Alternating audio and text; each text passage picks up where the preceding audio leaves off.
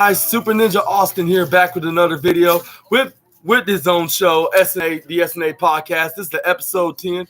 But first, before I do the AEW Dynamite Part 2 video, I just want to give my biggest condolences to the passing of Terry Funk, Terry Funk, and also to his family and friends at this sad time. But yeah, let's get back into the video. We have Kenny Omega and the Young Bucks, the Elite, taking on the Golden Bullet, the Bullet Club Gold. My bad, I got that mixed up with the Golden Elite, but it's the Elite and the Bullet Club Gold with Juice Robinson and the Guns. Before they even got in the ring and start the match and start grappling, the Elite thought it might be a good idea to just go in there and then start fighting them in the outside of the ring and the ramp. And then they're continuing brawling. They brought it into the ring. And then Kenny Omega and Juice Robinson tried to start the match, but that didn't really work out. They were still brawling. And then that's when Switchblade Jay White came into the ring, and then he interfered, and they started helping Juice Robinson and the Guns bring down the Elite, and then that's when Konosuke Takeshita came in. They started outnumbering them, started attacking, and then that's when we start hearing the Top Guys' theme music, which is known as the reigning defending AEW Tag Team Championship, Dax Harwood and Cash Wheeler, the FTR, and they came out, fought off Jay White and Juice Robinson. That's when Kenny Omega had some kind of advantage because when Konosuke Takeshita tried to hit his move, Kenny Omega intercepted with a V trigger. He nearly hits him with the one-winged angel, but he rolled out of it, and then that's when the Bullet Club Gold pulled him out of the ring and ran out like the usual heel cowards do in heel fashion, of course.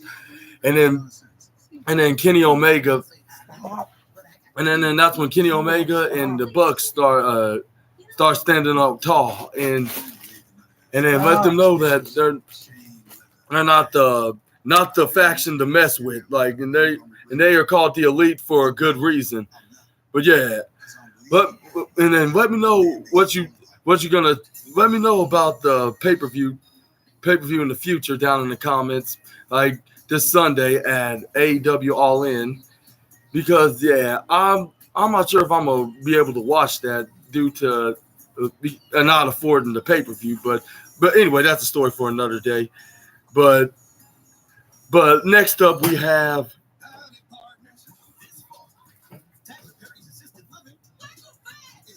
Renee Paquette interviewing MJF in the backstage, saying what he thinks about this Sunday, and is he gonna make history at AEW All In? Which he was like, yeah, of course, like I'm gonna do that, and then I'm gonna be legendary basically in the ring,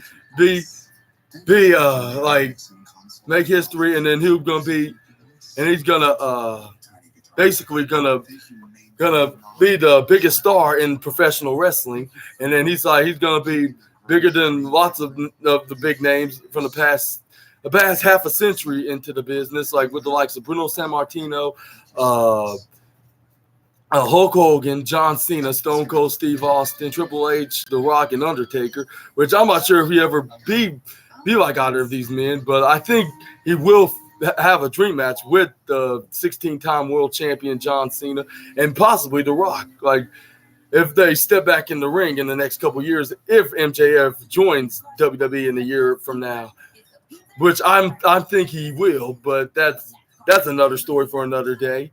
But anyways, he said he's gonna make history, and he's gonna sell out, and he's gonna sell out, and he said he's gonna give, and he also said he's gonna buy a couple of pubs for the alcoholics. Like, and then that's when Renee Paquette was looking like, really? Like, and then MJF's like, nah, like, no, not really. Like, I'm gonna let that Mark Tony Khan do that job, do that for me. And he always keep calling Tony Khan from the last year. Always keep calling Tony Khan a mark, which I'm like, yeah, he may be a huge wrestling fan, especially ever since he was a little kid. But you don't have to go that far of continuing calling him a mark, even though it may be true that he's too much of a wrestling fan. Like, and I hope I'm not talking because I'm such a huge wrestling fan myself. But he's overly enthusiastic one, but enthusiastically a fan of the pro wrestling world. But yeah, that's when he said that, and then he was like, and then that's when he head over to Adam Cole. He's gonna not only team with him against Aussie Open for the Ring of Honor World Tag Team Championship, but he's also gonna face him and defend his AEW World Championship, and later on that night at All In, and then that's when MJF admitted that Adam Cole is like the only best friend that he actually had, like not to be funny. My great aunt passed, and I just felt like I need to go be with family. I'm just a little worried that Ray may not come back. And then Celebrity Edition now on BET. And he was like, yeah, not only that, like he's not like just a friend, he's like a brother that I never had. And he's like,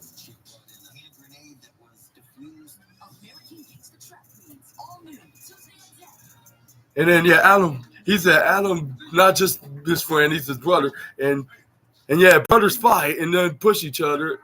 And brothers are competitive and challenging, but at the end of the day, like brothers love each other and they should stick together, which that's what we're gonna do, even though we're gonna have a big historical world championship match. And then at somebody else's house. Historical AEW World Title match. And yeah, like we have our ups and downs, like, but we're still gonna be the biggest tag team into this company and now in the pro wrestling world. And then he's probably gonna go because they showed some replays about them doing double clotheslines and playing video games. And then arguing over the AEW World Championship like we saw from the last couple of weeks. And then you could have called me. And then MJ. I don't know why she don't think to do it anyway. I could have. And then MJF.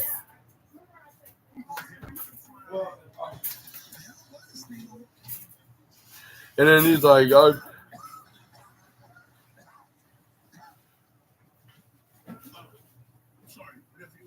and then this is when, and then MJF,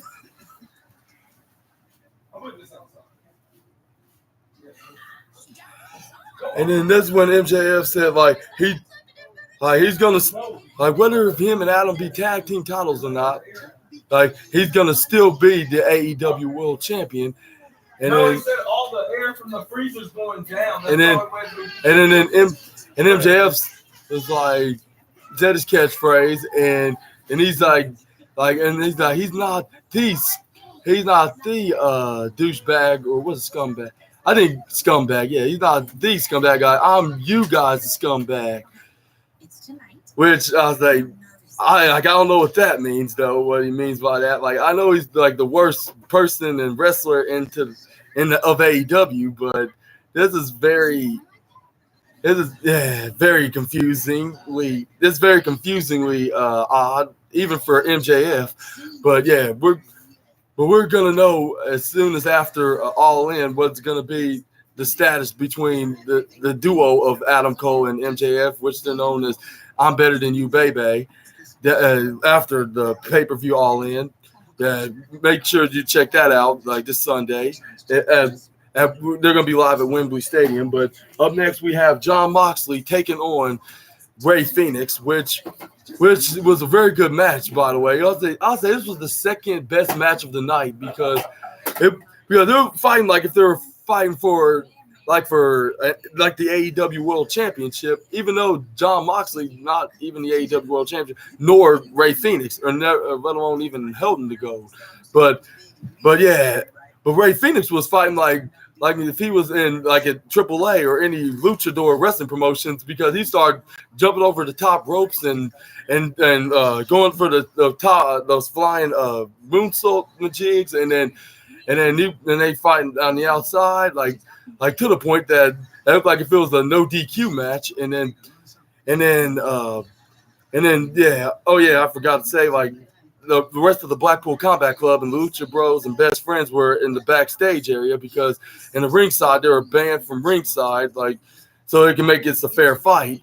But even for being a fair fight, but Ray Phoenix couldn't get the job done because John Moxley managed to defeat him into their match at that match on the second match of the night, which was the mid card, but yeah, like it was all starting on the top rope. Ray Phoenix tried to go for a Pepsi plunge, like similar to CM Punk's move, but John Moxley counter out of it, and he hit his finishing move right off the top rope, which I think it's the Death Rider, or it could be the Paradigm Shift, but he hit that move. He put the sleeper on him for the second time of the night, and then he finally put Ray Phoenix to sleep and made him submit by a knockout, which John Moxley won, of course. And then that's when the rest of the Blackpool Combat Club came out and they had those crowbars. Claudio Castagnoli was yanking his mask off of his face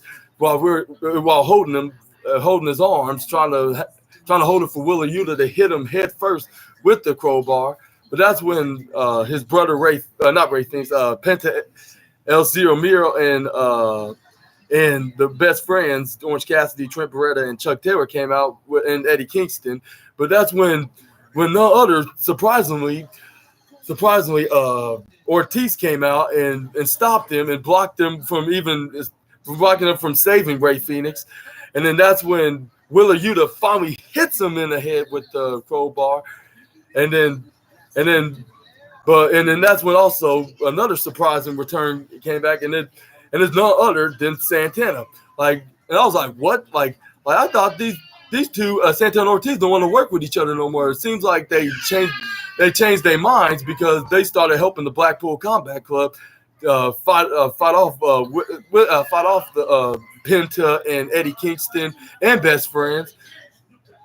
And then that's when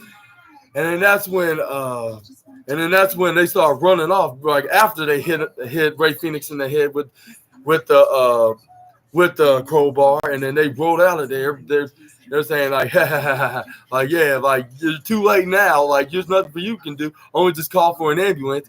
And they had the paramedics come out, which I'm not sure exactly he's like injured right now, like per se, because this is the perfect way to write him off by having him look like he's been brutally injured, which I'm not sure exactly if he really is or not. But probably the real reason why they did this is because for the fact that Ray Phoenix has some residencies that he needs to work out for the next upcoming week, and this is probably the best way to get him off the show and pull him off the card on the Stadium Stampede match between the Blackpool Combat Club and the Proud and Powerful against Penta and Ray and Best Friends and Eddie Kingston. And they turned this 6-man match and turned, 6-on-6-man Stadium Stampede match on a 5-on-5 Stadium Stampede match because of this situation, which they kind of help out the Blackpool Combat Club. They only need 2 guys, and then that's the returning Proud and Powerful teaming together again. But they're probably doing this because Tony Khan's orders of teaming together probably signed some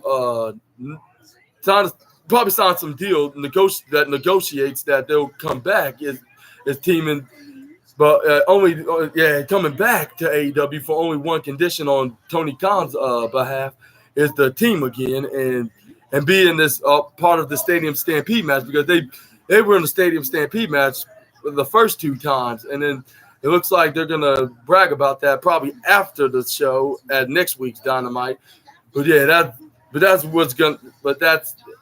later on. But yeah, let me know what you think about this situation between the former LAX, aka Santana and Ortiz, down in the comments below. But up next we have Renee Paquette interviewing Sammy Guevara about why did he help came for the aid of Jericho when he was outnumberedly and brutally attacked by Don Callis and his Bullet Club Gold goons, which is Will Ospreay, Konosuke Takeshita, Juice Robinson, and Jay White.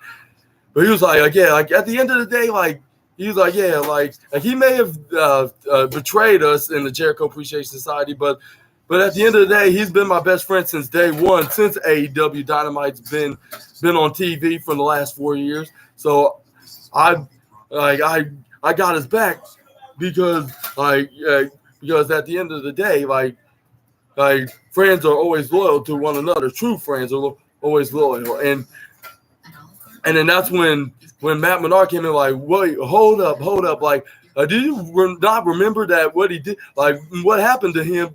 He kind of deserved that because he betrayed us and chose Don Callis over us, and I guess this is he's paying it for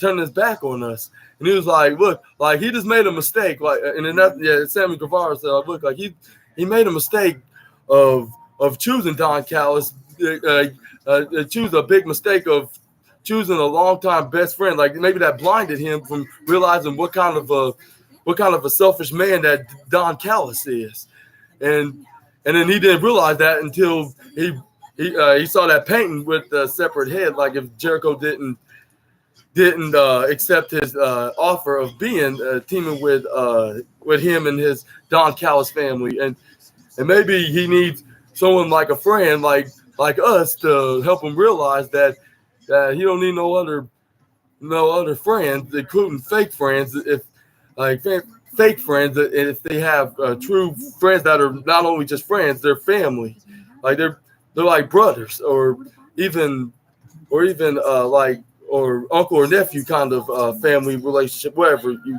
will be because Jericho's a bit older than Guevara and Matt Menard and them. So he. Fill your home with fall essentials from Hobby Lobby. Now 40% off. You can curate a fresh look with our wide selection of decor, including a variety of pumpkins, plush pillows, and then autumn accents, and beyond. And then that's when Matt Menard was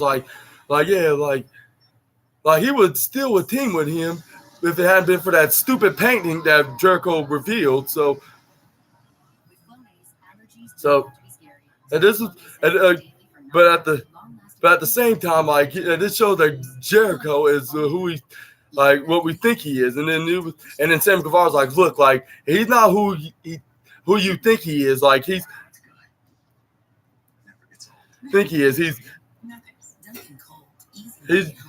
been my best friend since day one at Dynamite. And then I don't care what. I may not agree with everything he does, but he's still my friend, and friendship never dies. And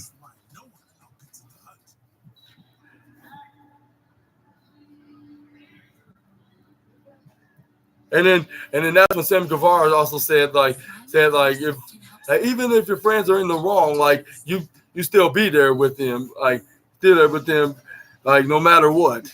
And then Sammy Guevara's I promised him that, I always have his back, regardless. And that's when Cool Hands Angelo Parker's look, we don't want you to end up just like what Jericho did, be blind in friendship, and then you'll be kicked into the curb just like him. And then Don Callis, the trick is you always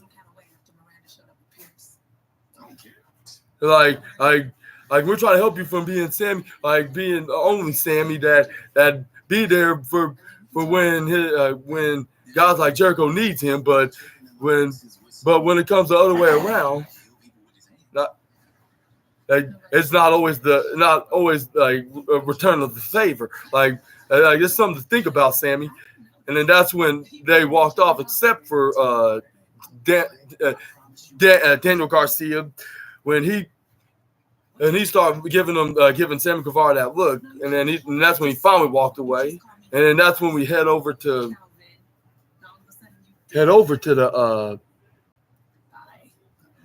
the contract signing segment with Jericho and the reigning defending IWGP United Kingdom Heavyweight Champion Will Ospreay, like with Don Callis was like, I bet y'all wondering why I did that. Even though Jericho and I have been friends for over 30 years into this industry, I just think that Will Ospreay is the better man to add into my family, and I also offered Jericho's separate head into a silver platter, and I was like, does that even sound legal? Like, even though this is all part of the wrestling shtick, but I think if this was real life, like, he would be arrested for attempted murder. Something that Simon would say. Simon would say on his video Ups and Downs, which I'm assuming he will say that too on his review video tomorrow in the afternoon or morning or whenever he releases it. But yeah, make sure you also to check that out. Shout out to What Culture Wrestling. But anyway, back to the contract signing segment. Like,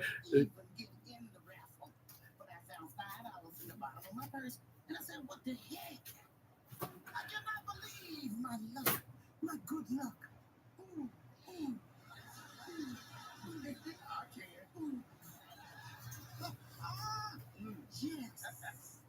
CJ, don't you regret that you deleted those letters? And then what else? Admit it, CJ. You regret not sending them? Why? Because I didn't win a woman's coat in the church raffle? Oh, but they had one for me. That's not the point. Okay, Mary. And then For you and your fabulous coat. But it didn't have nothing to do with it. but that's when Will Ospreay take over. He started bragging about he beating the likes of Kenny Omega and Kazuchika Okada from the last couple of months, and he's going to add Jericho on that list when he defeats him at their match at All In this Sunday. And then he started bragging like he's going to help him. And this match also going to help him help him with his 4-year-old stepson into school, and then it's gonna and it's gonna make him the biggest star also in AEW, but not only AEW, but also in the world of professional wrestling. And then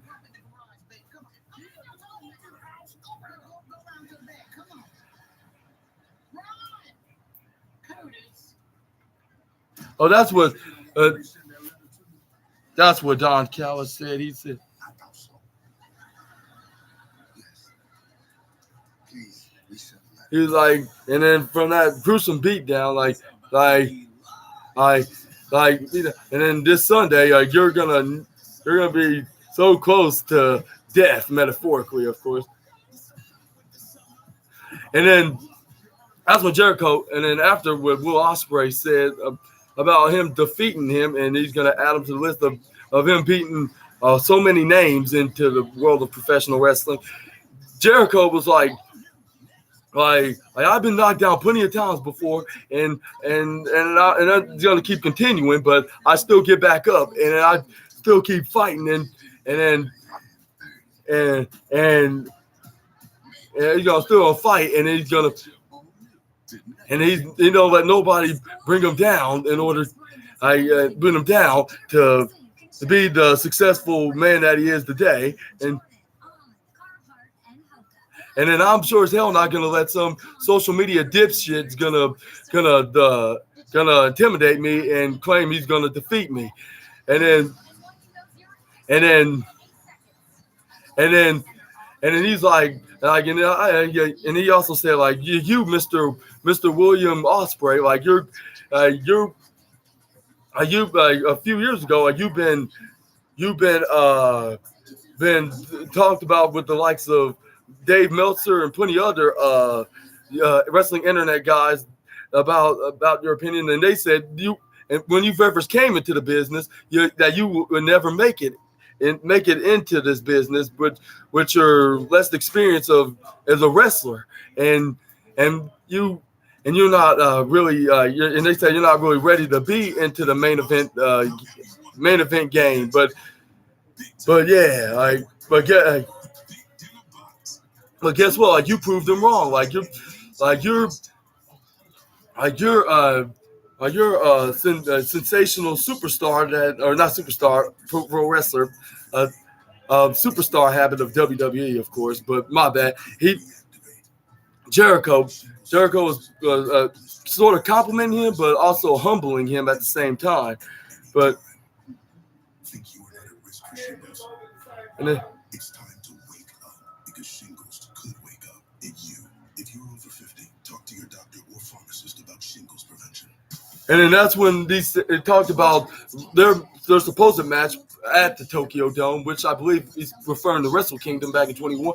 But the lockdown happened, so that match canceled, and then it looks like they're going to make up from that lockdown a couple years ago into this match this Sunday at AEW All In, and then Jericho's like, this is going to be the biggest event, like, and this is going to be a bigger match like that we could possibly have at the biggest stage, bigger than Mania, bigger than the Tokyo Dome, and there's no lockdown now.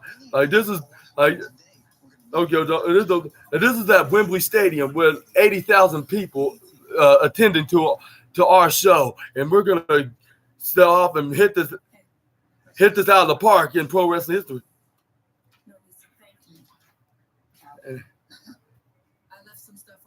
And he's like, in nearly 33 years of being in the wrestling, like you can't tell me that I don't know what I'm talking about. When I say that I. I'm saying it seems like you want your ex-wife back.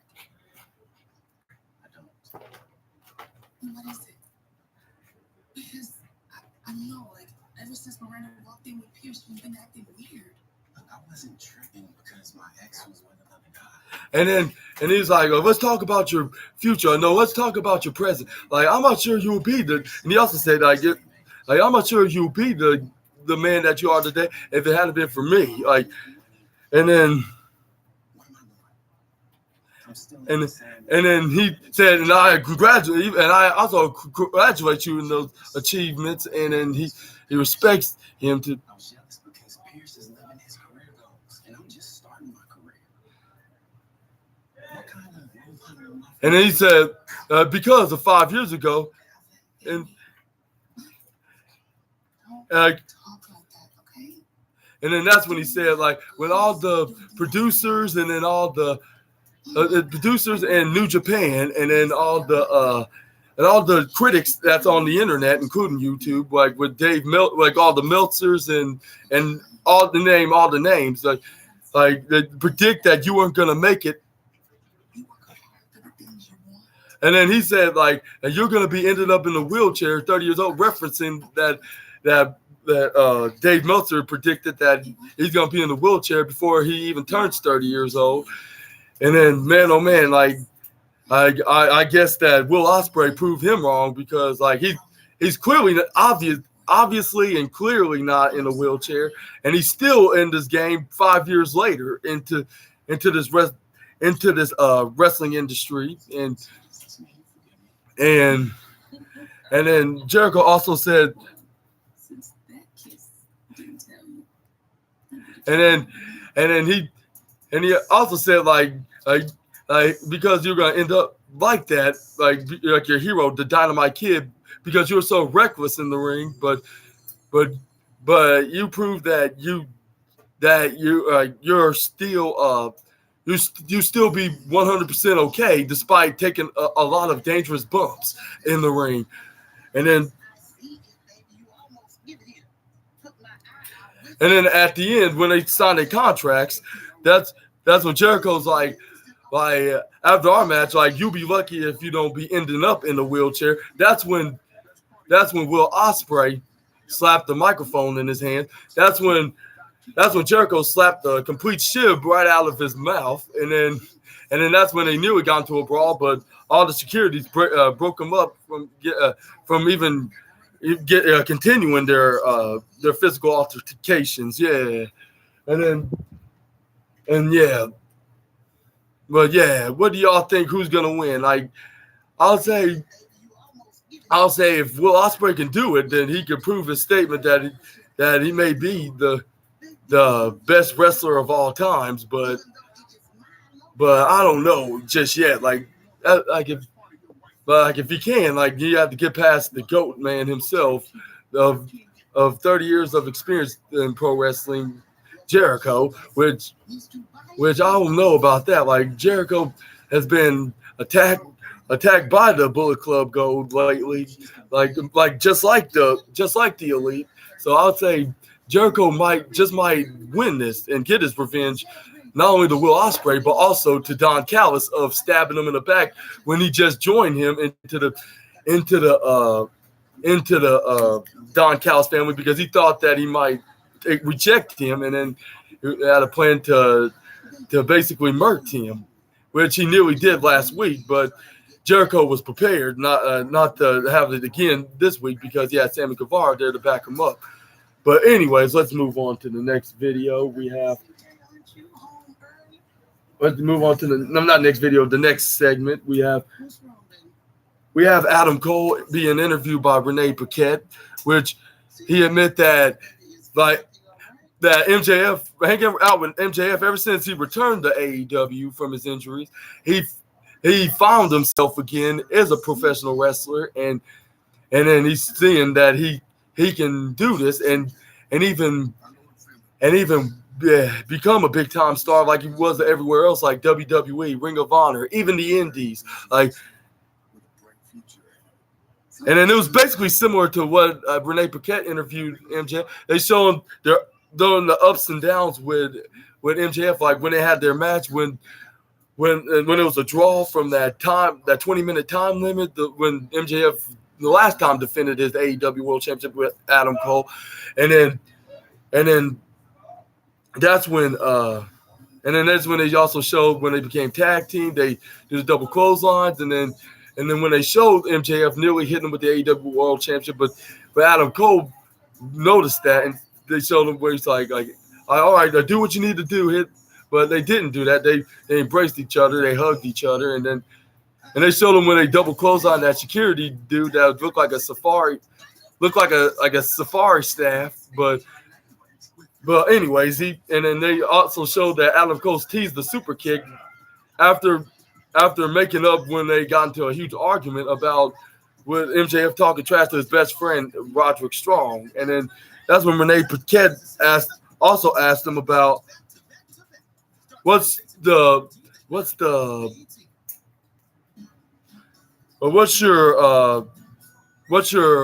best relationship with Roderick Strong into Roderick Strong being best friends with him, and then he was like, we're still cool, but it's just that the Kingdom's misleading him, thinking that I'm not cool with him and not don't care about him, but which I do, like, despite hanging out with MJF lately. And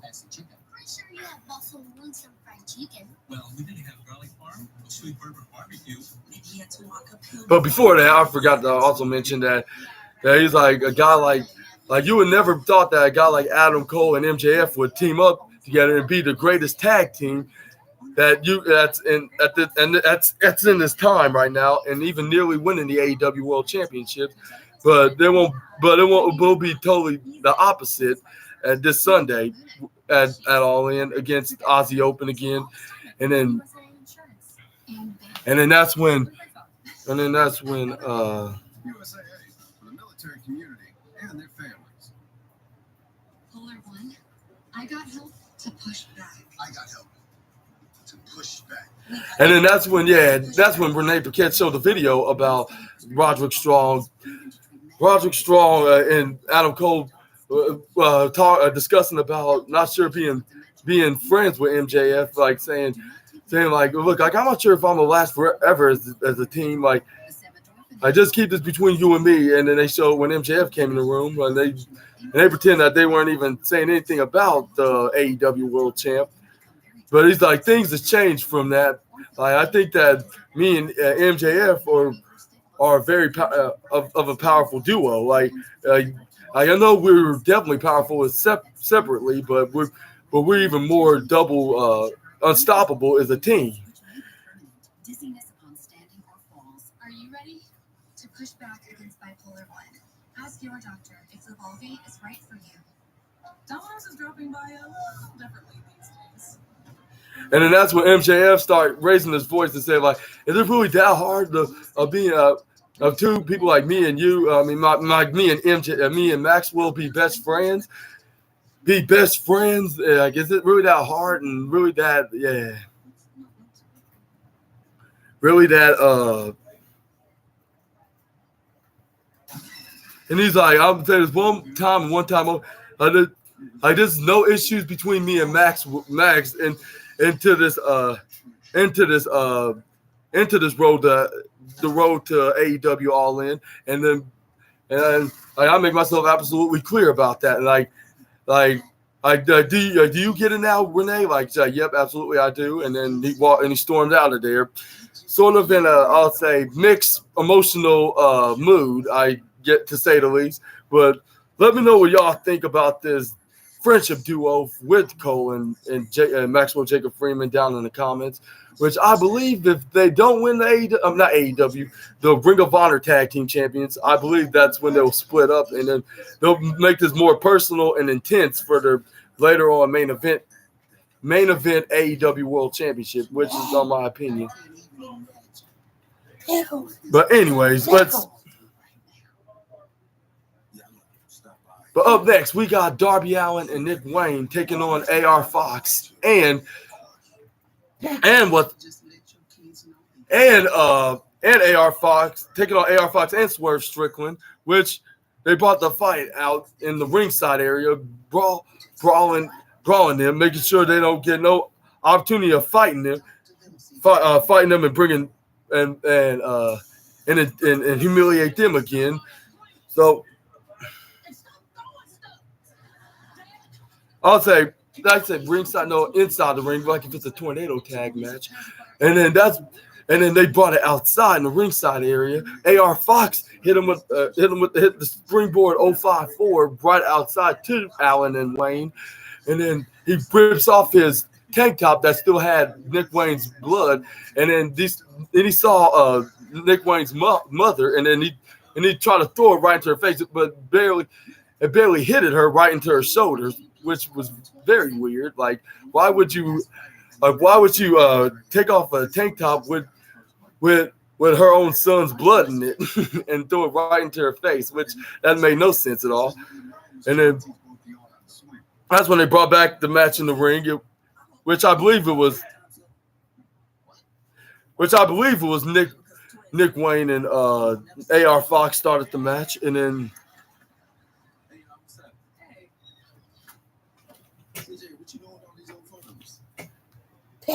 and then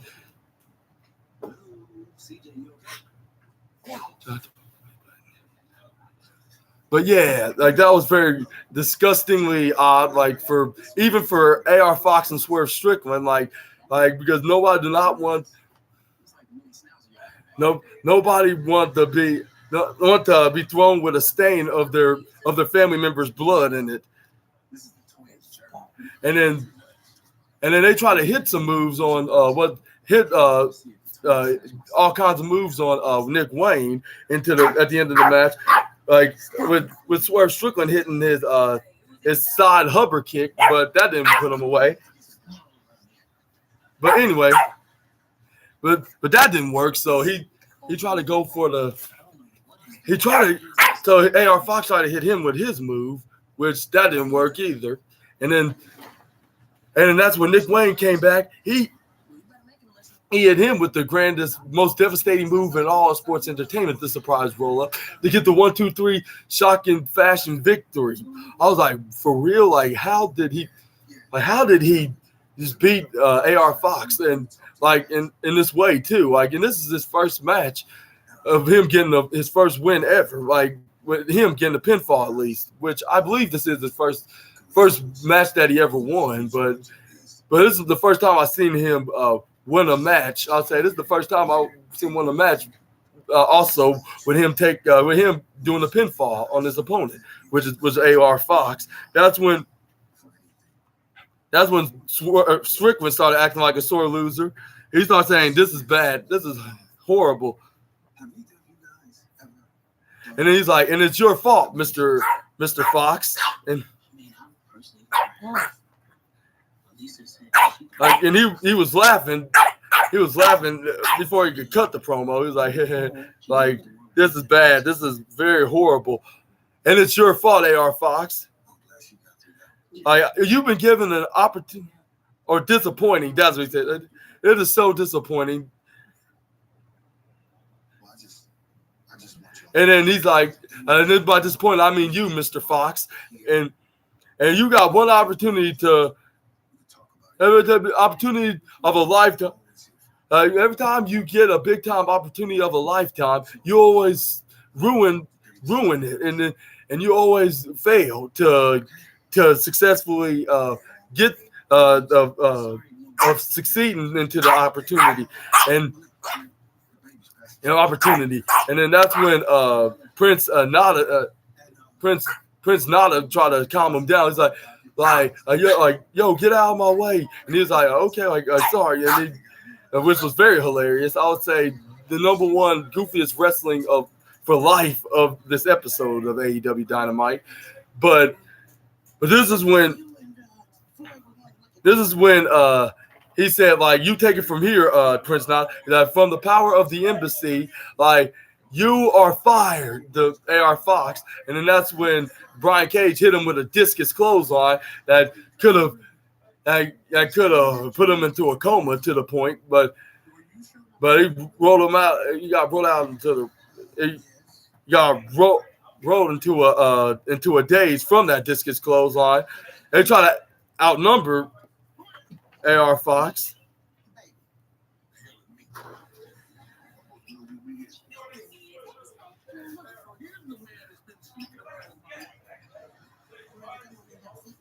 Oh yeah, but yeah, before that happened, it's like he also said, like, if I have you face an 18-year-old child, Nick Wayne, you can do that. Like, no, like this is all just a massive mistake, and this will never happen again. And he's like, please, like, don't do this swerve. And then that's when that happened. He did this gets clothesline. And then that's when Brian Cage hit him with an atomic power drop, and then that's when Darby Allin and Sting and Nick Wayne came out there to help out. But anyway, yeah. But anyway, back to the story, back to the review. This is when Swerve started laughing again, like, ho ho, like, do you think we need AR5? Like, and this is when Darby Allin's like, dude, like, you don't know how stupid you are. Like, you just let go of such a talented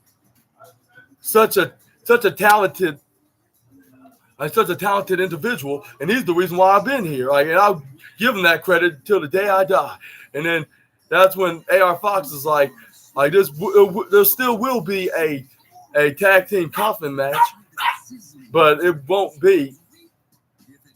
Won't be AR Fox, and then that person is none other than Christian Cage, and then that's when Christian Cage was like, how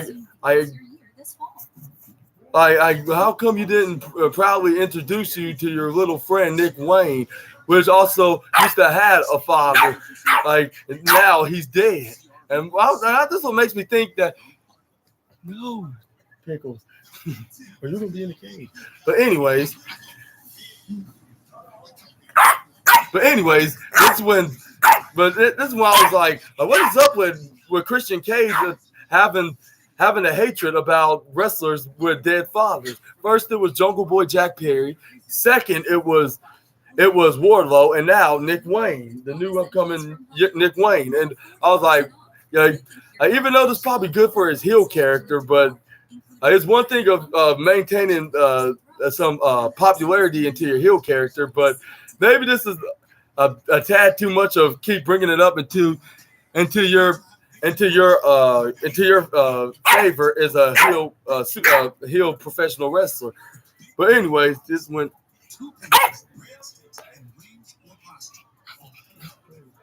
But anyway, yeah.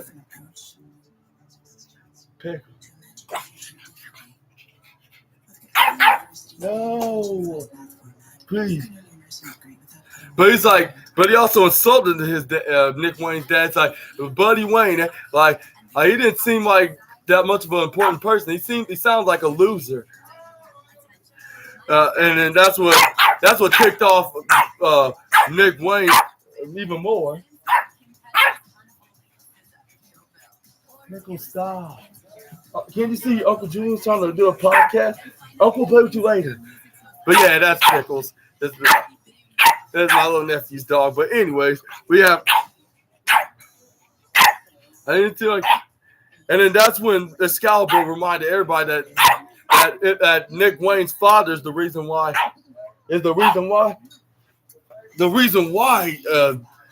Why Nick Wayne is in the wrestling business, because he was trained by him.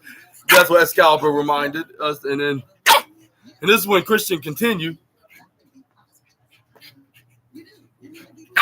And then he also insulted Nick Wayne by saying, like, just because, like, and because of your father being a no-name, no good. Can anybody keep him busy? But anyways, this is when Christian Cage was like, not only.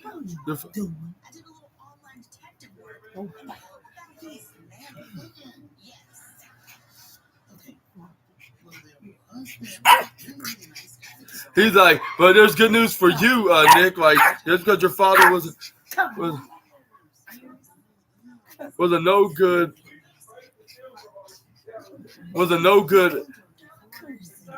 good hack, that he's a. What he said, he basically said.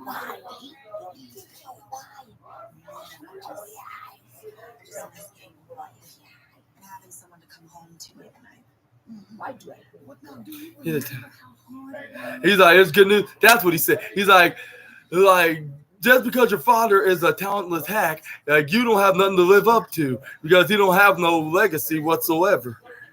And that's when Tony Schiavone's like, please someone make this guy shut the hell up for good. And then this is when Christian Cage is like at Wembley Stadium this Sunday, like, I would hate for you to see deja vu when me and Swerve put Sting and Darby Allin into two separate caskets in one match. And then which that sounds like an attempted murder, but it's just all part of the match stipulation. So I would say I don't know about all that. And I believe Sting and Darby Allin are undefeated in coffin matches on many and I don't think that they're gonna be, that streak's not gonna be broken. So I would say, on my personal opinion, I believe Sting and Darby Allin's gonna win the match. That's my number one predict. That's my number one prediction into this match, with Swerve Strickland and Christian Cage against Darby Allin and Sting, which we're gonna hear or see from this Sunday which is gonna be live at Wembley Stadium. And then yeah, what do y'all think about the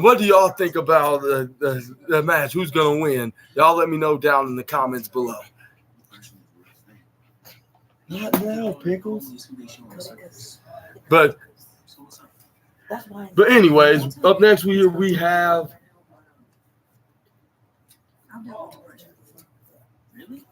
Get that out your mouth. It's right after I love her school. And then we had a face-to-face. We have a face-to-face interview with FTR and the Young Bucks. Young Bucks, which they're saying like, yeah, this is gonna make history in our biggest tag team rubber match that any tag team ever had with in any trilogy match ever existed into the world of professional wrestling. This is when FTR go on about that they're gonna do this. They're gonna retain. They're gonna walk into that. It's gonna be a historical dream moment that they're gonna face the Young Bucks for the third time in a championship match, which I'm not sure if they wrestled them in their second match into a championship match, but the first match was a championship match against FTR. But I believe the first time was a non-title match, and then the second one was a match 3 years ago. Yeah, but yeah, back to the interview. He said he's. I'm serious. Did you But anyways, this is when FTR. But anyways, but anyway, this is when FTR started talking about like they'll do this. They're gonna do this for family and etc. And then that's when the Young Bucks like, we're getting tired of being no, you don't bite. No bite. But anyway, this is when the Young Bucks is like, well, we're getting tired of you talking about family and about your wife and kids and etc. Like there's not gonna be none of that this Sunday when we fight you for the AEW and we become the 3-time tag team champions, and we're gonna do that in front of 80,000 fans. You smell something burning. I'm telling you, there's been something burning in this kitchen all day. I don't know what's inside it. I don't know what's been burning in here for me right now. Miss Ella, you said that I could talk to you about anything. I said that yes, you. I meant you could talk to me about anything concerning Christian. But yeah, they'll do this in 80,000 fans, and you see. If I'm going to be honest, please be honest. There was someone before Curtis. But yeah, they acknowledge that this is going to be the biggest shows of their career and all of AEW and wrestling in general. And they're going to go in as the AEW Tag Team Champions. And they said this is arguably our biggest competition in this generation into this tag division. And then this is good for this is not just for AEW business, this is personal business. And then they said the legacy and the tag, and then that's when Renee Paquette said like that. When you talk about legacy, I'm about to put him in his cage if you don't stop. But anyways, yeah. But anyway. But anyway, like yeah, like this is very legendary. Like Yes. and they're like, but like, and anyway, this is what Renee Paquette said was like yeah, like this is very huge. Like the biggest tag teams in all professional wrestling gonna headline for the AEW Tag Team Champions, and then It's done. It's done. and that's when you talk about FTR, and then he's like, and that's when Dax Harwood was like, yeah, like that. It is beyond the tag team champions. Like this is a tag. This is a very personal tag team. Can you put pickles down? Yeah, here you go. I'm about to do it. But anyways, we. Pickles.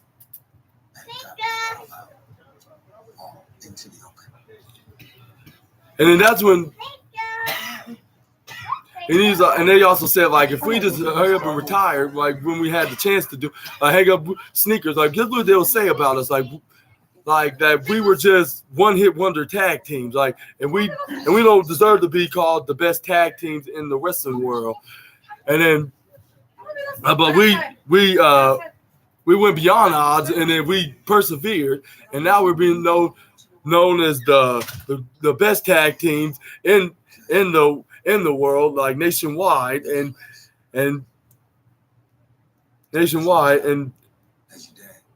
we're gonna remind everybody that this. Yeah, but you seen something down. I wasn't trying to. And then he's like, and you should know. And then and he said like, how you feed your daughter? And then this is when Dax Harwood was like, leave my daughter out of this. By the way, like yeah, leave this out. Like this is between you two and us two. Like you just give it away though. Like, and he's like, will you count legacy? And this is when Matt Jackson's like, let's count legacy. And this is the truth right here. One day, and then this is all said and done, and then think about sneakers, and that's it. You know what people say going about the Young Bucks? They're going to say the Young Bucks is, we're finally going to give them our flowers.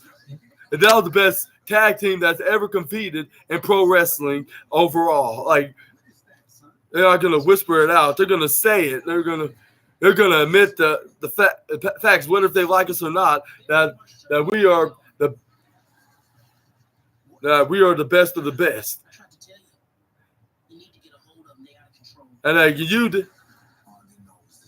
and then that's when Dax Hart was like, you have to jump on our main, and then you got to jump on our name and popularity, and then want to join on our level as the top two guys. And when there's nobody like FTR, like we're gonna, you tell every week and every time you have the opportunity, you have a foundation.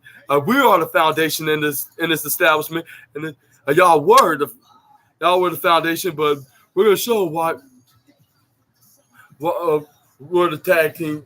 And we're gonna show that when we retain our tag team championship at Wembley Stadium. And then this is when Renee Paquette's like, yeah, like we're gonna see about all this, what goes down this Sunday. And then that's when we cut off to Ruby Soho versus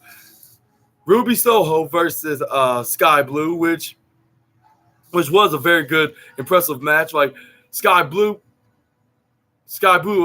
entering the ring, nearly entering the ring, but Ruby Soho tried to get an early start by attacking Sky Blue, but she was prepared for the last encounters when she did wrestle Ruby Soho. She dodged her hit. She grabbed her leg, hit her face first in the hardest part of the ring. Looked very devastatingly brutal. Like if she wasn't a wrestler and she was a normal person, she would have her face at least half of her face will be broken.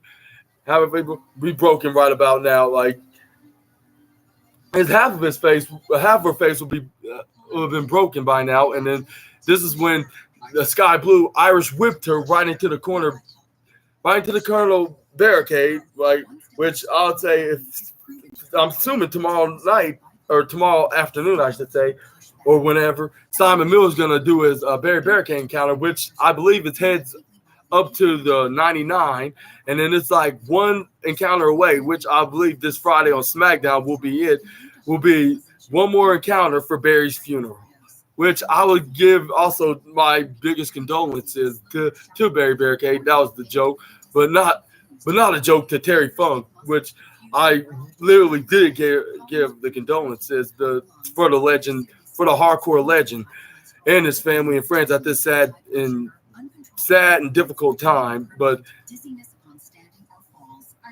anyways, Sky Blue was given a run for Soho's money because she knew exactly what moves and when she's gonna do it.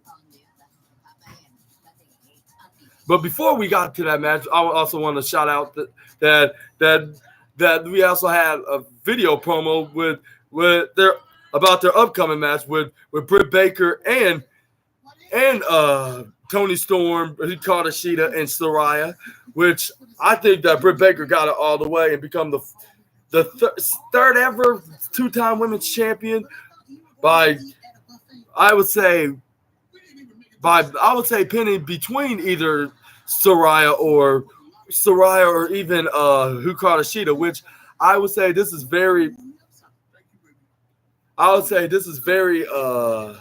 too easy to predict, but I'll say I would predict that will be Saraya that's gonna take the pinfall, and then she's gonna be the new women's champ. But then again, Hikaru Shida would probably still retain. But anyway, back to the match with Sky Blue taking on. Hey, watch him. And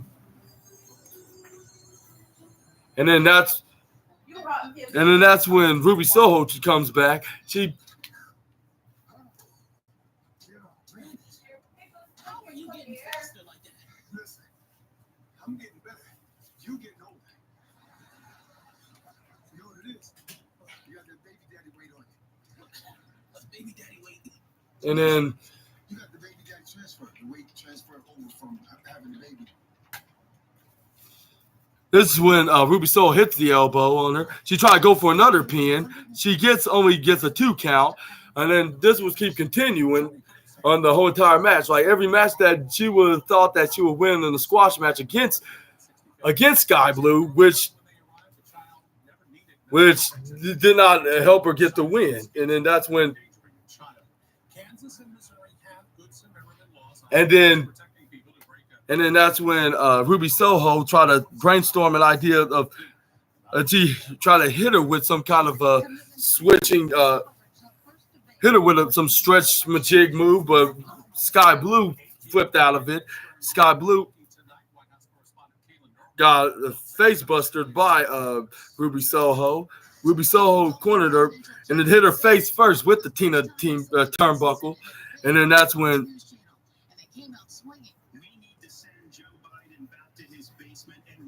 And then that's when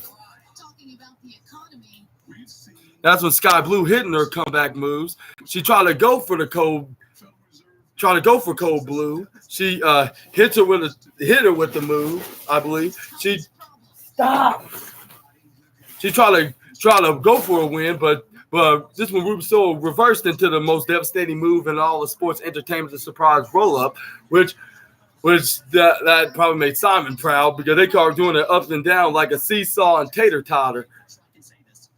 Or teeter-totter, I mean, like a teeter-totter seesaw, like going like 1, 2, 1, 2. They start hitting moves like that.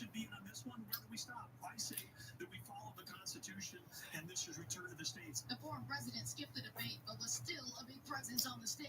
Whether or not you believe that the criminal charges are right or wrong, the conduct is beneath the office of president. And then let's see right here. And then she tried to go for a super kick, but she tried to go for a side heel kick, but she threw that off, but she backward kicked Ruby Soho. And then she hit her with the Skyfall, which nearly had her to win, but the referee went 1, the referee went 2, but as you did not guess that it was 2.99999.1 of a second away from being 3, 2 count that not Ruby Soho, that Sky Blue was so close. And then that's when Sky Blue was very frustrated that she didn't got the win right away from right in that way with the to Ruby Soho. And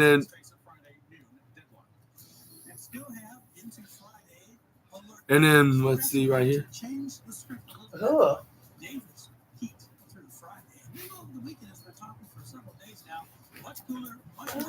And this is when Sky Blue went Cold Blue, and then that's when the Ruby with the knee strike, and then that's when Ruby hits her with the knee strike, but Sky Blue hits her with a super kick. That's what happened, my mistake. But She's revealing in KBC9 exclusive, and Alex she go for the backslide. Sky Blue go with backslide, which get 2 count attempt, and then that's when Ruby Soho hits the no future, and then which that didn't get the fall, but she did hit this move called the. But however, she did hit this move called the Destination of Unknown, which finally got her to 1, 2, 3. Excuse me. But anyway, back to the video. Like back to the video of the review. It was Ruby Soho. Ruby Soho hit her with the Destiny of Unknown. Where to do it here? But anyway, thank you so much, Mommykins. But anyways, she hit the Destination of Unknown. Sorry for the interruption, by the way. But she hit the Destination Unknown. She got the 1, 2, 3, and she continued this momentum for the Outcast for both Toni Storm and Saraya for the AEW Women's World Championship. And yeah, just continue to let me know down in the comments below who's going to win the AEW Women's World Championship. I wish I could watch it live, but I just cannot afford to get it on pay-per-view or on Fight TV at the moment. But in the future, I will, and I'm going to start doing AEW pay-per-view reviews and SNA podcast video reviews on that as well. And then give you my opinions and tell you what went down on the pay-per-view. For those who already watched it or not, you can watch it exclusive. You can watch my videos of me reviewing it exclusively right on my videos on YouTube. But anyway, back to the review of AEW Dynamite Part 2. We have Renee Paquette backstage interviewing Roderick Strong, saying like, what you think about Adam Cole and MJF's tag team relationship. And then that's when Roderick Strong was like, I just don't see nothing right about this. And I'm going to keep continuing to warn Adam Cole, even though he's too naive to see it right now. But I'm going to keep telling him until he finally sees where I'm coming from and learn the hard way. Like when he learns the hard way or whatever happens, like with him realizing that MJF is a snake, and once it's a snake, it's always a snake. And then that's when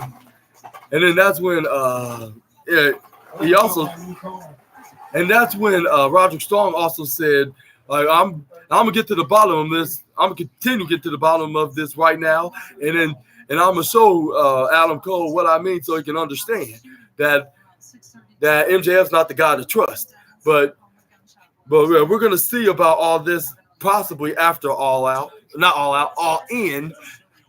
This is when they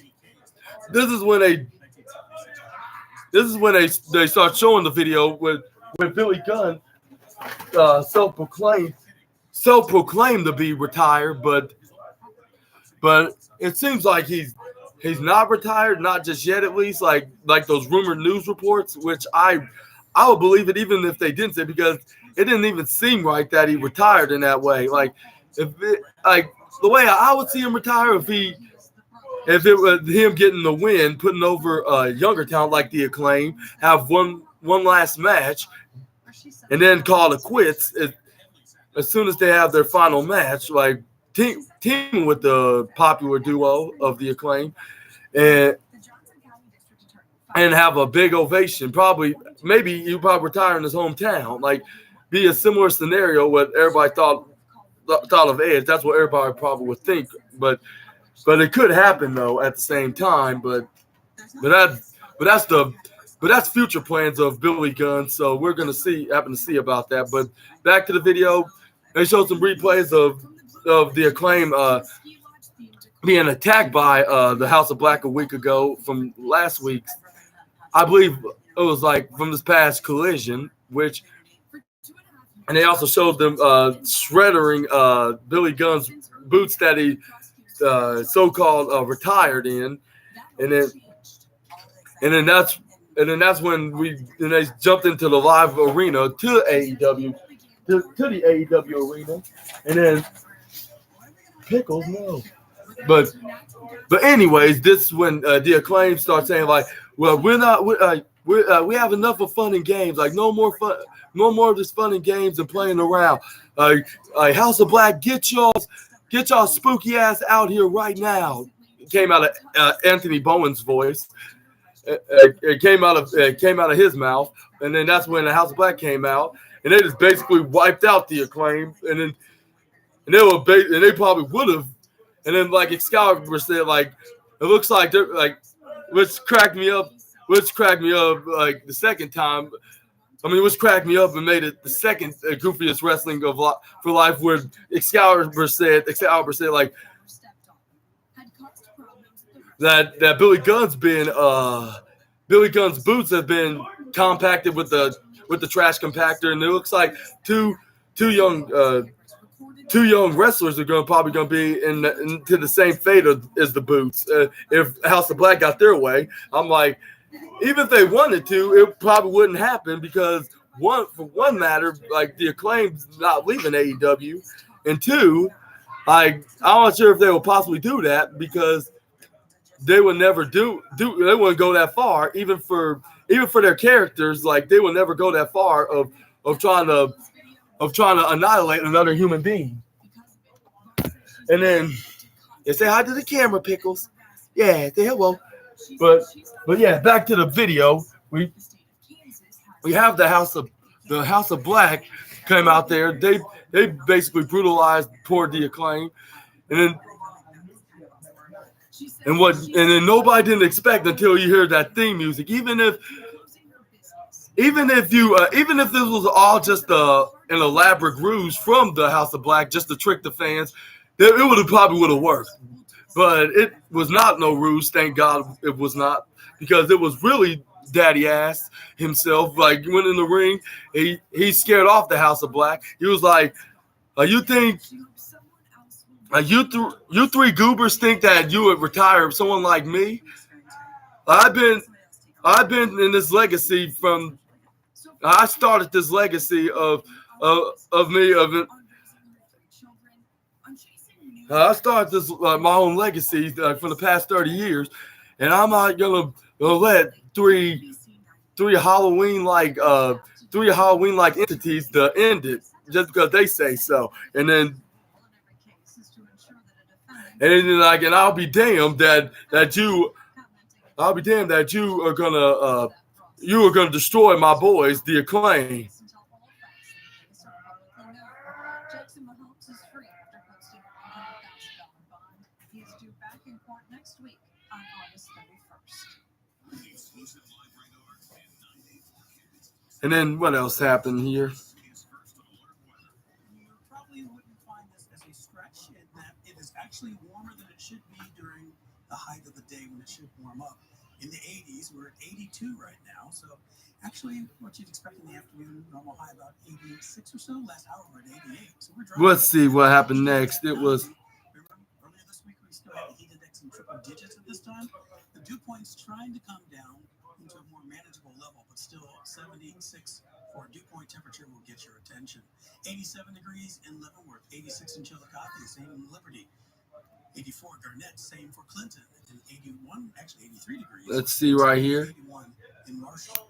Bus stops, since a lot of the kids are going back to school, yeah, it's going to be uncomfortable. And he also said like last week, you jumped Max and Anthony, and you busted Max open, and then you hurt one of my kids, and then he's like, you hurt one of my kids, and then now.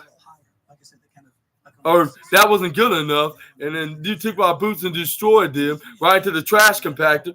You try to tear down the legacy that took him 32 years to build. Like that's this stuff in the. I done stuff that's gonna go down in wrestling history, and I am a Hall of Famer, and the three of you are gonna. And he's like, He's like, I'm a Hall of Famer, and then you just pissed all over my legacy, and then now you're not only gonna face the Acclaim and Daddy Ass, like it's gonna be the House of Black against the Acclaim and Badass Billy Gunn, which I guess he's going back to his New Age Outlaws days as himself as the Badass Billy Gunn. I guess I'm not sure if that was a joke or not, but it seems like it's going to that point. It's going to be a reference to WWE of him being in his D-Generation X and his New Age Outlaws days as the duo with Road Dogg at least. But yeah. But what do you think about this rematch with the Acclaim and Billy Gunn against House of Black? And is it going to be for the tag team championships? And I hope so. And if this is the case, I hope the Acclaim wins. And that's going to be on my next prediction. That's my next prediction for AEW All Out. That is going to be the Acclaim and the House of Black for the Trios Championship. And finally, the Acclaim defeats the House of Black and become the new Trios Championships. But we're going to figure out after the event, and we're going to keep talking about that in here on YouTube, on the internet. And yeah, y'all just continue let me know what y'all think. Like if you want to drop a comment or whatever. But yeah, let's go.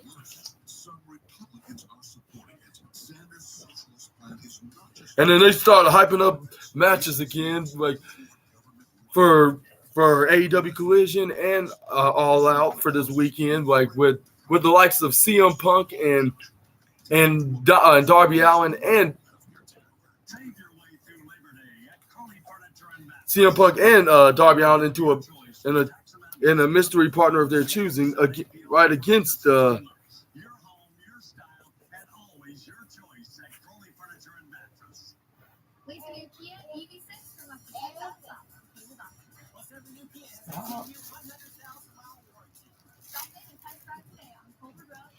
oh yeah, that's what the likes of.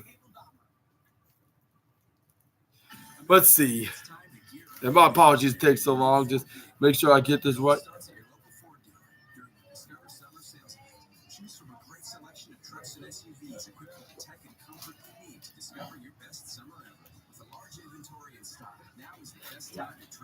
We got CM Punk.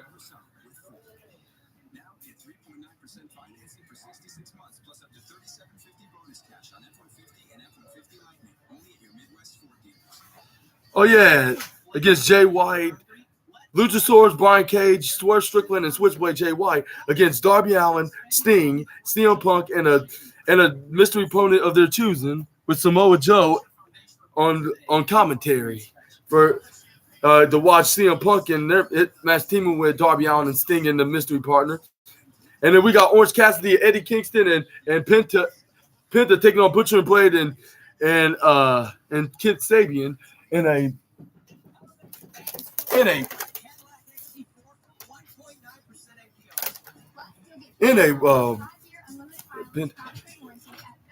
six-man tag match, and then they said that this Saturday, Jungle Boy Jack Perry they're hyping up with Jungle Boy Jack Perry retiring the FTW Championship, and then they start hyping up the matches with Jericho against Will Ospreay. We got Bullet Club Gold taking on the Golden Elite. We have the Young Bucks taking on FTR for the AEW World Tag Team Championship. We have the Stadium Stampede match, 5-on-5. Blackpool Combat Club against the Proud and Powerful taking on Eddie Kingston, Penta, and the Best Friends in the 5-on-5 Stadium Stampede because they had to take off Ray Phoenix because of residency reasons, which I hope he does get. I hope he does sort that out and become a citizen of the United States, which I hope I hear some good news from that. And then we got and we have MJ, and they said MJF and Adam Cole, which is the team name. I'm better than you, baby. And and they were taking on and they say it's gonna be, and they're gonna take on either Aussie Open or the Hardy Boys, which that match was up next. We had the Hardy Boys taking on the Aussie Opens, which they start out in the brawl, and then he's fucking pissed. they go for a somebody double. saying there's a fire at the house because of one of the clients is calling fire. Then he's got other motherfuckers talking about And they start fighting, and then that's when Matt and Jeff Hardy hitting both Mark Davis and Kyle Fletcher with the poetry in motion double times. They started hitting them back and forth like poetry in motion to Mark, poetry in motion to Kyle, and they keep going back and forth. And then he said, but can I ask you a huge favor?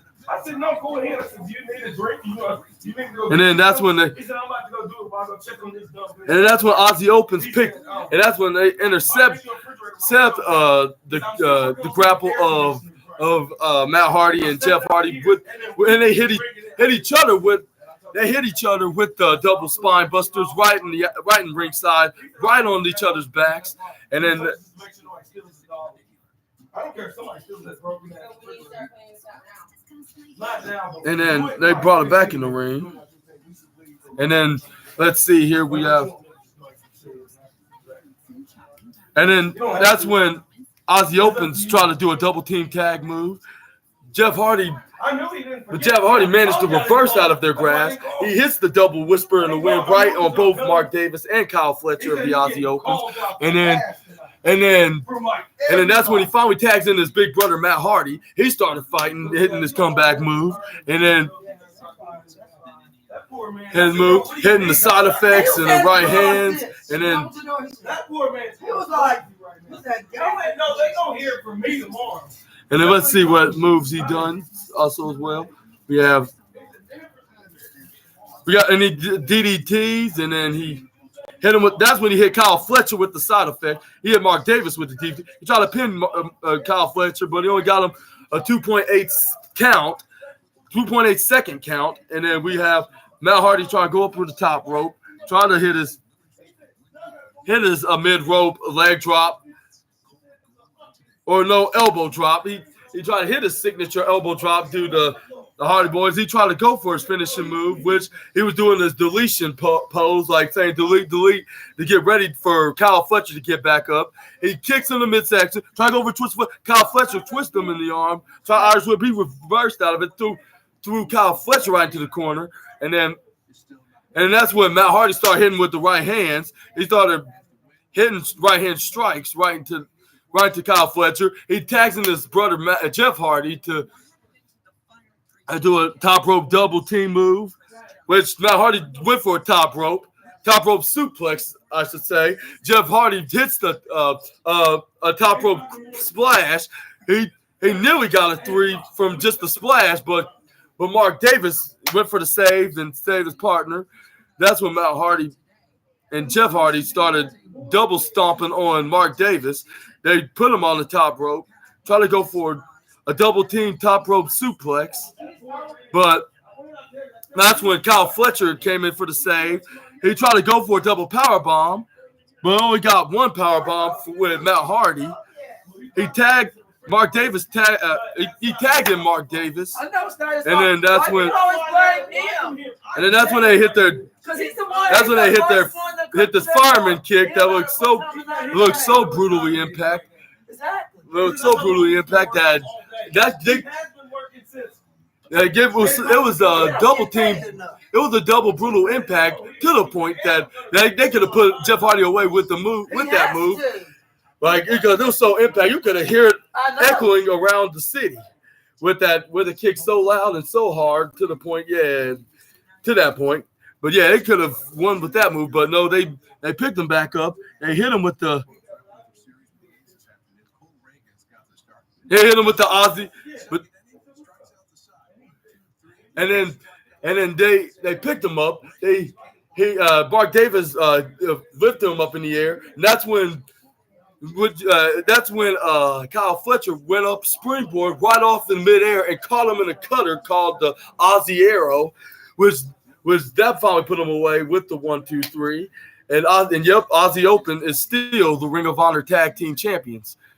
And then that's when they took a shot at the "I'm better than you, baby" again. Once again, they start saying like we are the reigning defending Ring of Honor Tag Team Championship, and the kangaroo kick is never ever going to happen. Me and Freddie got on the same page pretty quick. Had a good game plan going in, And then Mark Davis also told the whole entire fans at the arena, said, y'all all need to shut the hell up and listen to me and what me and Kyle, what we need to say.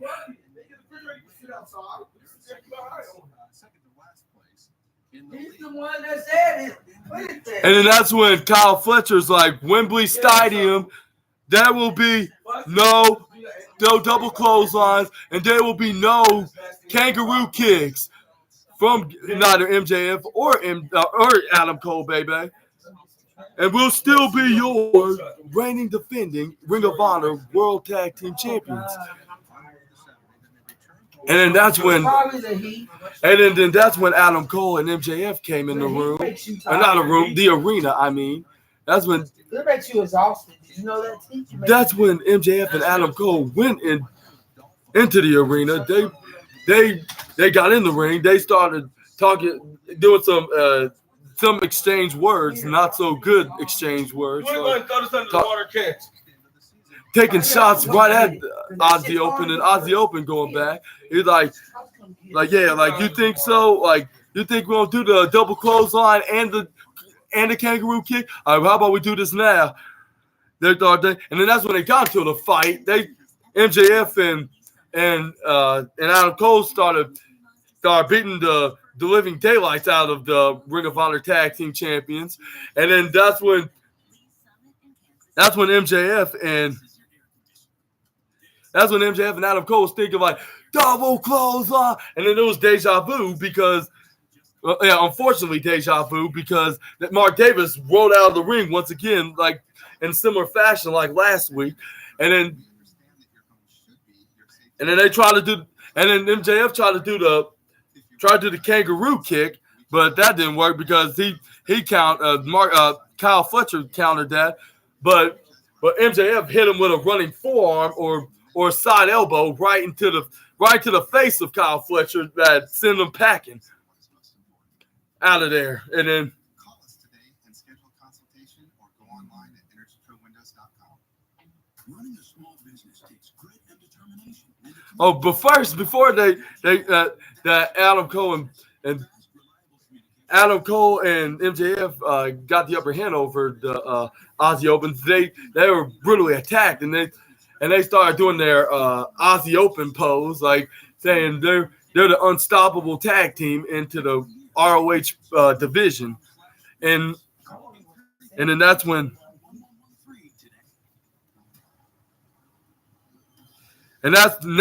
Adam Cole started doing the pump kicks right on the Aussie Opens, and then that's when they were thinking about doing the double clothesline, which they nearly did, but deja vu.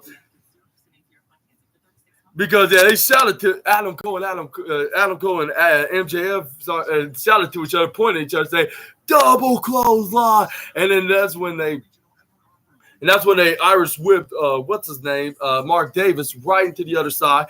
He rolls out right into the ring, and then he's like, forget it, like, yeah, like, you're never gonna do double clothesline, which this probably could be a sign that becomes that it will be a double clothesline, and that it will be, and then they will be that it will be a double clothesline, and that it will be on the Aussie Opens, but I'm not sure if we'll put them away though. I mean, it could be, like, it probably depends. Like, if it's at the end, then I would assume that they will win. But if not, I would say they'll do it probably too soon. Either way, I probably think they finally will get to do it, but they'll probably kick out of it. They'll hit their Aussie arrow on either MJF or Adam Cole. They're going to take either man's going to take the blame for it, with either Adam Cole or MJF going to say, like, why would you let them do the Aussie arrow? And then that's what's going to have strong tensions on the way to their world title match in the main event of that night. But But I think they are going to do that move, and then they're going to, and then this is what I'm going to see in fantasy booking. I'll say when they finally do hit the double clothesline on either Mark Davis or Kyle Fletcher of the Aussie Opens, or even both, they'll be so close to winning, but they'll come up short, and then that's when the Aussie Open's going to keep bragging on AEW and Ring of Honor TV on on AEW Dynamite, AEW Rampage, Ring of Honor TV, AEW Collision. They're going to keep bragging that they survived the double clothesline, unlike everybody else, and they can survive any other tag team that comes in their way. They're gonna continue bringing that up when they dominate the Ring of Honor tag division, and then I would say. And this is when they should finally pull the trigger and give the Hardy Boys their second reign as Ring of Honor Tag Team Champions before they become the AEW World Championship, which they have plenty of time because they say they still have like 5 years left. Both Matt and Jeff Hardy said in interviews that they still have at least 5 years left into their careers in pro wrestling. So I would like to see them win those tag titles before hanging up their boots for good, because they'll win pretty much most of every championship in all professional wrestling, like in Impact Wrestling, WWE, Ring of Honor, and AEW, and so on. Like they win all the tag team championships, similar to FTR and the Dudleys. I'll be all in it because me and my brother have been a huge Hardy Brothers fans ever since we've been watching them on WWE, of course. But yeah, I hope there's plenty of. They'll have one final run, and it'll be a very great one for the two, and it'll be a perfect one for them to set off in the sunset for the next few years.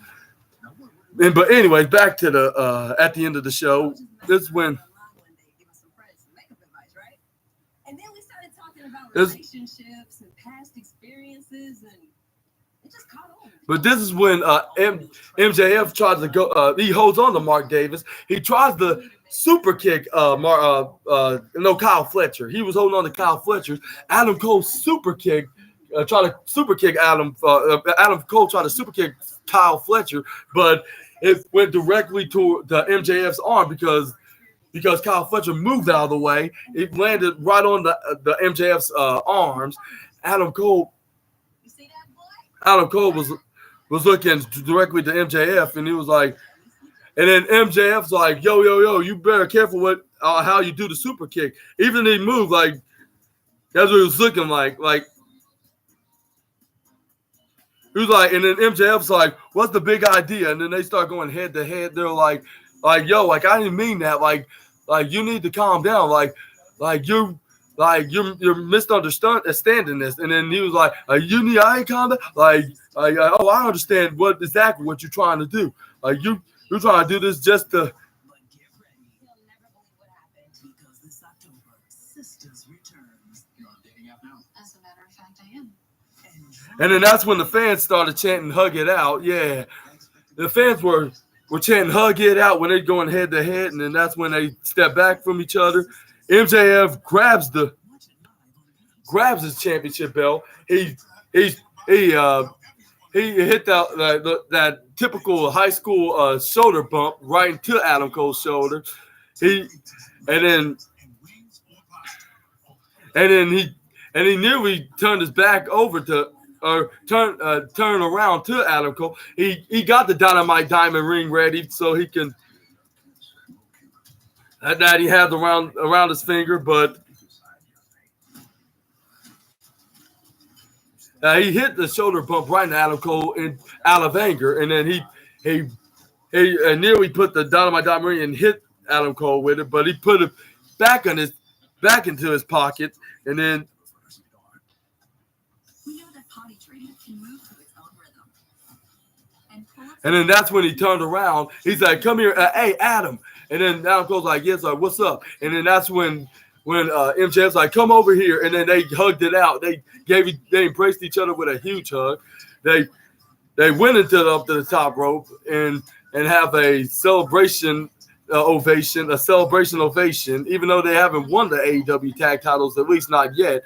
But they celebrate in the ring to clear quit out the ring with Aussie Opens to send them a message that they are going to win.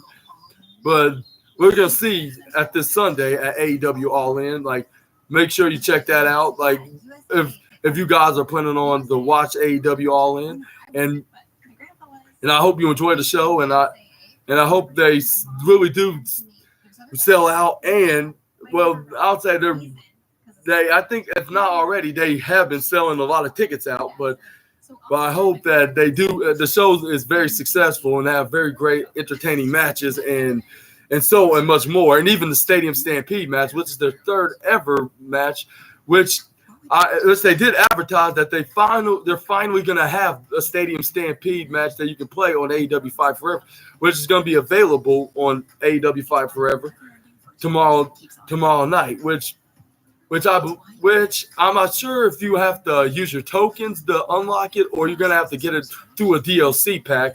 Well, we're going to see tomorrow night, and I hope y'all get y'all's very own Stadium Stampede stipulated match onto your game, so you can play and enjoy yourself. Which I'm gonna check that out tomorrow myself. Which I'm hoping is for unlockable tokens that you can unlock them with. But we're gonna find that out anyways. But yeah. But let me know down in the comments below, and I will give tonight's AEW Dynamite I would say a 3.5 star out of a 1.5 of 5 stars, because I would say most of the matches were pretty good, like with the likes of Jon Moxley and Rey Fenix, and what's his name, and Sky Blue and Ruby Soho, and even the Hardy Brothers versus Aussie Opens. Even though Aussie Opens have basically manhandled the Hardy Brothers, but that doesn't mean they squashed or buried the Hardys. How do we not know if this is gonna continue? This feud's gonna continue later on into the upcoming future. This feud's gonna continue after Adam Cole and MJF, but that's for you to decide down in the comments what you think about the matter, and that's only Tony Khan's decision, that if he's gonna make that happen sooner rather than later. But let's keep our fingers crossed and pray that it does happen. But yeah, I would say let me know what y'all think about tonight's AEW Dynamite down in the comments below, and I'm gonna see you all in the next video for tomorrow's video, which we're gonna talk about the wrestling news, and then I'm gonna look at all the articles tonight and tomorrow morning to get it ready before I do the video. Make sure you please check that out as well. And I'm going to see you all there, and I hope you enjoyed this video. And if you did, please give me a big thumbs up. And if you like this content so far, please make sure to subscribe and click the bell, notification bell on the side, so it could be more exclusive videos and let you know when I upload a new video. I'm just getting started, and sorry if I don't sound like a very professional journalist. I'm just getting started. This is my first time. This is not exactly the first time, but I'm just getting started, into YouTube and starting out fresh and be like all the successful journalistic YouTubers, like with the likes of What Culture Wrestling, Chris Van Vliet, and you name it, like all them journalistic YouTube, and you name whatever your favorite YouTuber is, like that talks about Raw reviews, SmackDown reviews, WWE, AEW reviews, or even talking about wrestling news and talk about their hot take about it. Please share their favorite YouTubers down in the comments as well, and I will see you all there tomorrow. Tomorrow, I'm not sure what day. I'm gonna set it up tonight on what gonna be the specific day, so it could be either the morning time or even the afternoon time. So make sure to be prepared of getting ready to watch it for those who's watching this video right now, and see you then. And I hope y'all have a good night, and I'll love to talk to you down in the comments. This is this is me, Super Ninja Austin, here with this video, and I'll see you all there. Peace out. Sass out. Hey, listen, I come prepared. So, OG from